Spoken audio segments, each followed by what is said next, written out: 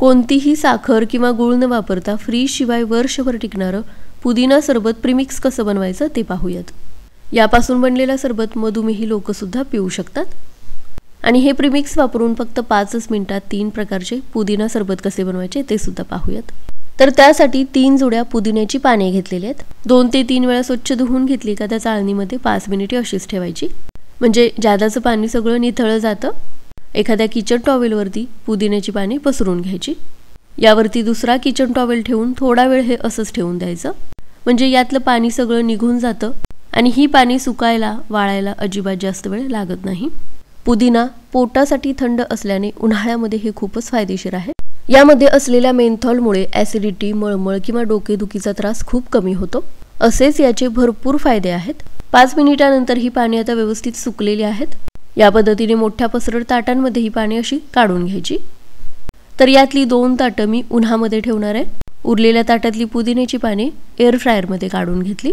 जर घरी air fryer असेल तर हे काम खूप सोपं होणार आहे। तर हे पहा, एअर फ्रायरमध्ये अशी पसरवून घेतली। उरलेल्या पुदिन्याची पाने 2 दिवस उन्हामध्ये वाळवून घ्यायची। तर 160 डिग्रीला फक्त 5 मिनिटे हे एअर फ्रायरला लावून घेतलेलं आहे आणि हे पहा, पुदिन्याची पाने एकदम कुरकुरीत झालेली आहेत। किचन टॉवेलने व्यवस्थित पुसून घेतलेली होती, त्यामुळे वाळायला सुकायला अजिबात जास्त वेळ लागत नाही। तर हे पहा, घरी जर एअर फ्रायर असेल तर उन्हामध्ये घालायची काहीच गरज नाही। फक्त 5 मिनिटात कुरकुरीत पुदिना बनवून तयार होतो आणि पावडर सुद्धा बनवून तयार होते। 2 दिवस रखरखत्या उन्हामध्ये ही पाने सुद्धा वाळवून घेतलेली आहेत। फक्त 2च दिवसांमध्ये उन्हामध्ये ही व्यवस्थित वाळली जातात। जशी जशी गरमी वाढेल तशा कोणत्याही पालेभाज्या किंवा पुदिना महाग होतो, त्या अगोदरच अशी ही पुदिन्याची पावडर करून ठेवू शकता। तर हे पहा, फक्त 2 दिवस वाळवून घेतलेला आहे अगदी कुरकुरीत पुदिना झालेला आहे। तर या 2 पद्धतींपैकी कोणत्याही पद्धतीने पुदिन्याची पाने वाळवून घेऊ शकता।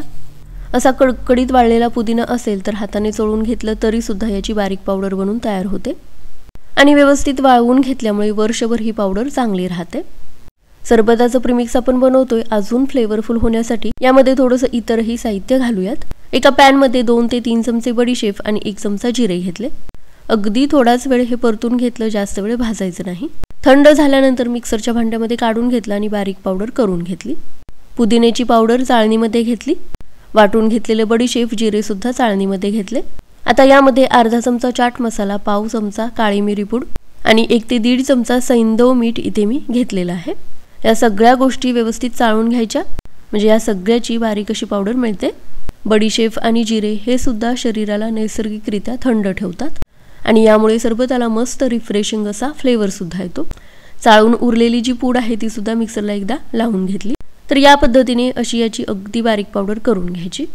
काळी मिरी सुद्धा उन्हाळ्यामध्ये खूपच उपयोगाची असते।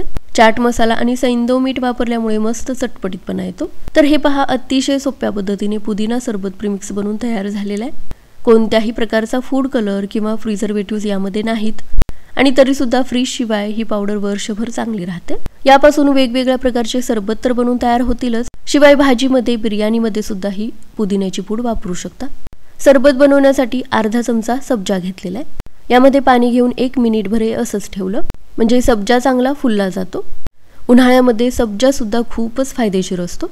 एका ग्लासमध्ये आईस क्यूब घेतलेला आहे। थंड पाणी घेऊ शकता किंवा माठातलं पाणी वापरू शकता। यामध्ये फक्त 1 छोटा चमचा ही पावडर घेतलेली आहे। पोह्याचा चमचा असतो तो फक्त अर्धा चमचा ही पावडर घ्यायची। यामध्ये पाणी घेतलं आणि सगळं चांगलं मिक्स करून घेतलं आणि हे पहा, 1 मिनिटात मस्त रिफ्रेशिंग पुदिना सरबत बनवून तयार झाला। यापासून दुसरा सरबत बनवण्यासाठी ग्लासमध्ये आईस क्यूब घेतला। यामध्ये भिजवून घेतलेला सब्जा घेतला। 1 छोटा चमचा पुदिना सरबत प्रीमिक्स घेतलं।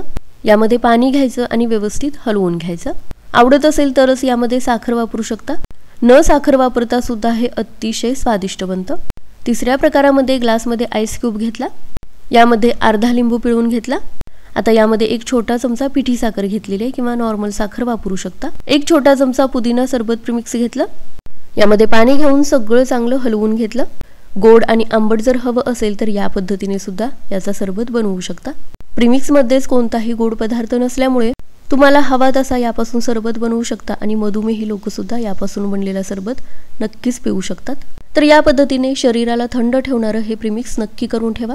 उन्हामध्ये घराबाहेर पडायच्या अगोदरच यापासून बनलेला सरबत जर घेतला तर याचा सगळ्यांना खूपच फायदा होईल।